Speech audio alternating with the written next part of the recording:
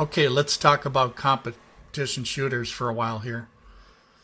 A competition shooter can do one of two things. He could be perfectly accurate and lose some of his time, or he can sacrifice accuracy for speed.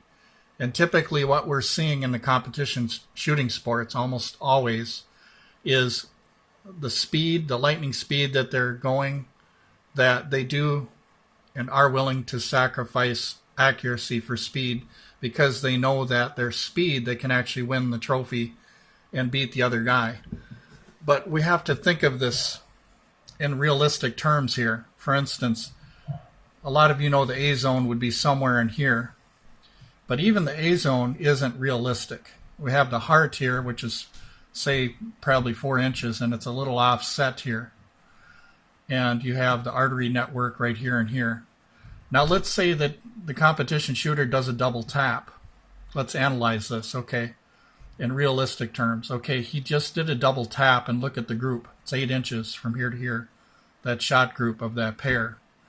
Now what he'll do is he'll have targets number 2 and 3 that he'll be exposed to, and he'll engage them 2 targets while not incapacitating the first target. If you don't incapacitate the first target, you can't be out in the open exposing yourself to shoot back of the second and the third target. So that's one of the problems in competition shooting sports. And I've also analyzed competition shooting with high-speed cameras, and I slowed it down. And I looked, and I saw a lot of flaws in competition shooting. So let's take this 8 inches, for example, at 10 yards. Okay, this is a pair. This is 8 inches, okay? You know what that is at 40 yards? Think about it, the law of doubles. When you double the distance, you double the group size, right? 32 inches, okay? If I'm right, it's 32 inches. So let me show you what that looks like on this ruler here, or yardstick. So yeah, the guy's fast and he's getting pats on the back, and there's a lot of young shooters that think, oh my gosh, he is so fast, I want to be like him. Surely anybody that got in a gunfight with him would lose because look at how fast he is. Okay, you're looking where my thumb is to the end of the yardstick. That's the group size he's going to get at 40 yards, okay? Now, is that satisfactory? I don't think so. That isn't even combat accuracy. Combat accuracy, the definition that I made of combat accuracy, is that degree of accuracy which shots can be placed on a vital to cause potential incapacitation. Not necessarily immediate incapacitation, but potential. So we have a 4-inch heart here. Now we could do the same with the headshots. Maybe we could drop it down to a 3-inch or something like that. The eyes and the ears in between there. Okay. And we could make some kind of incapacitation standard up here. And now it's debatable what incapacitation standards are because everybody's different. But I'm proposing that it should be 4 inches and at least 4 inches or under up here for the headshots. So once again, think about it. You're blazing fast. You're coming around the corner. Everybody thinks you're a hot shot. Okay. You do a double tap and you're thinking, well, I'll go to targets number 2 and 3. And let's say on targets number 2 and 3, he does have a tighter group. Well, that doesn't count because look what he did with target number 1. This is the most important target, is your first target. If you do not incapacitate the first target, you cannot move to targets number 2 and 3. So that's why I'm so set with competition shooting.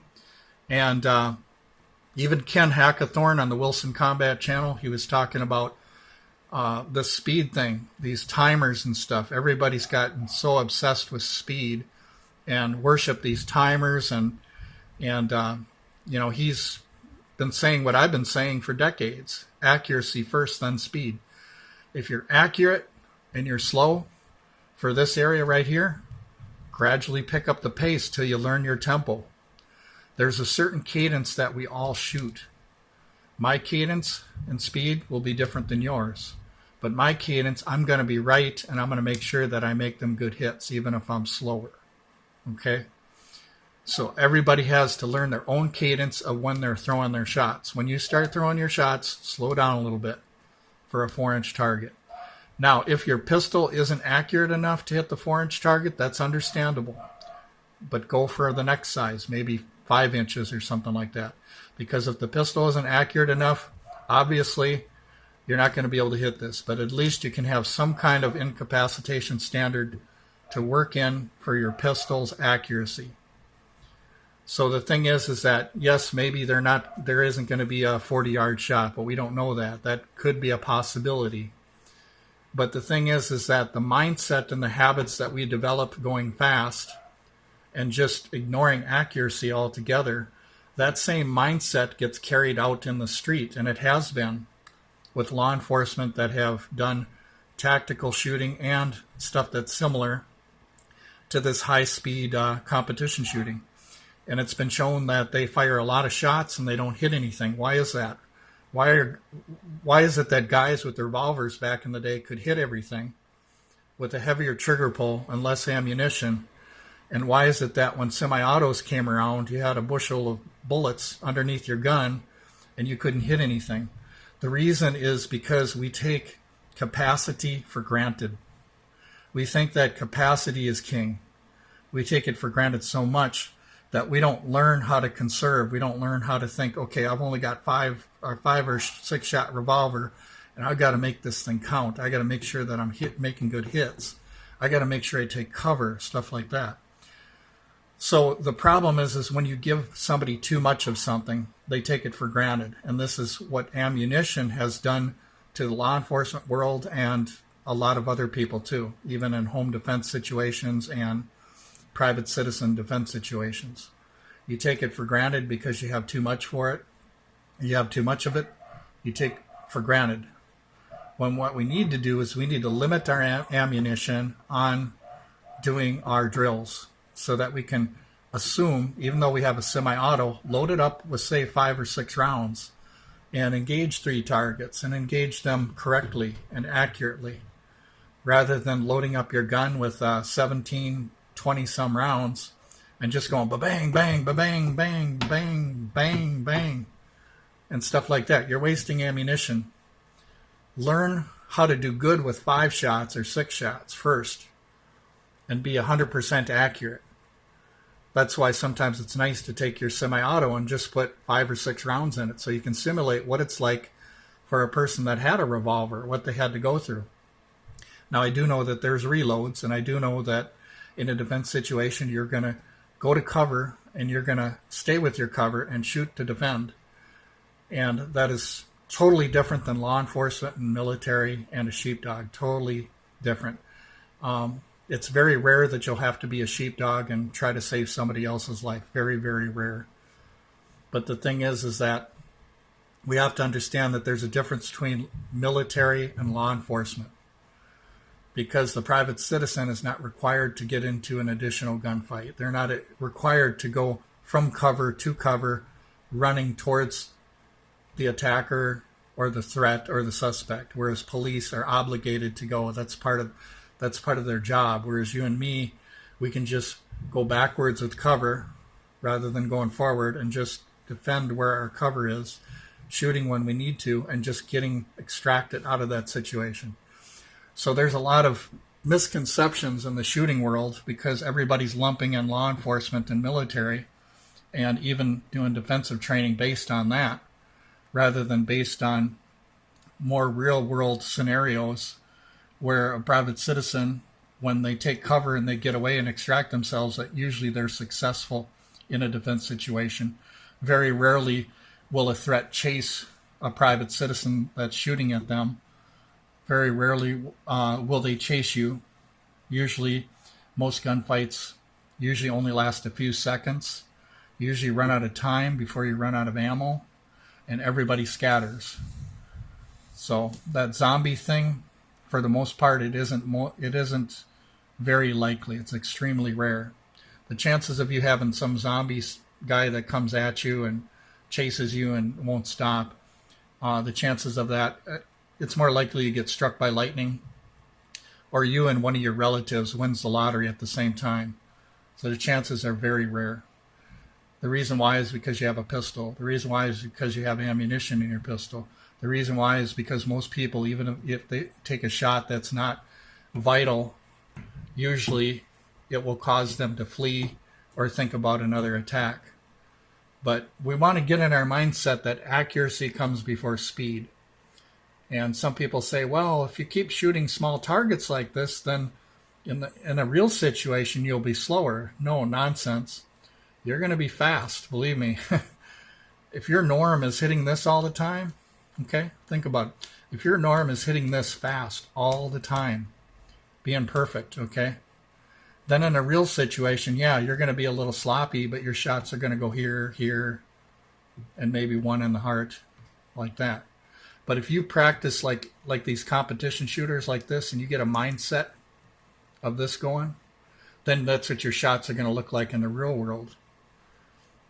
And the other thing about stress factors, we have to understand that there's a difference between stress from a timer and worrying about your time than stress from making a shot. For instance, let's say that this is the hostage and this is the hostage taker. There's more stress on you making the right shot than there is stress as far as your time and your speed. Because a lot of times under cover, you don't need to rush out of cover. You don't need to be fast. And the thing is that they tend to say that the timer, well, the thing you have to understand about the timer is that's performance anxiety. That's not real world stress. Performance anxiety is a whole different thing because your mind is focused on the timer. Your mind isn't focused on a defense scenario. So that's what I'm saying. So you have to understand that. So even though there might be some times when you need to be fast, maybe you should stay behind cover and defend yourself rather than a competition shooter going from this cover to this cover to this cover, run, run, run, run. And we even know that speed, people often say, well, if you're not fast, you can't save anybody, like SWAT, and stuff like that. If you're not fast, people are going to die, hostages and stuff like that. This isn't necessarily true because they've shown that going in too quickly can actually kill people just as much as not going in fast enough. So you want to have a balance. You don't want to rush in too quickly like a competition shooter or something like that, because you have to assess the situation. It's not just all run and gun, and very few situations in real life are like that. But the thing is that if you go too fast, and it's been shown that people have died because SWAT went in too quickly.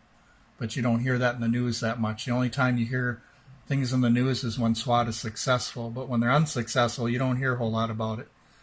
But you have to understand that too fast is bad, but too slow is bad too. So if you just have a normal cadence, you don't have to be lightning fast. You just have a normal cadence and you're doing your run and gun, but you make sure you're 100% accurate. Start with 100% accuracy first, then pick up the speed. Don't worry about the guy next to you. Don't worry about the trophy. Don't worry about the nationals. Be a perfect shooter. At least you can. Is there a trophy for being a perfect shooter? I don't think so. Hey, I'll tell you what. Is there a trophy for using cover? If I'm behind a piece of cover and I use it really good, do I get a trophy for that? Hell no. You only get a trophy for speed. So there's an underemphasis of cover.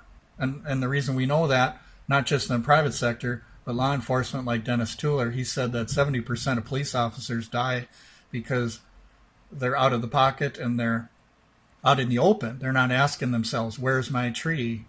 Where's my telephone pole? Where's my car? Where's my building or something to get behind?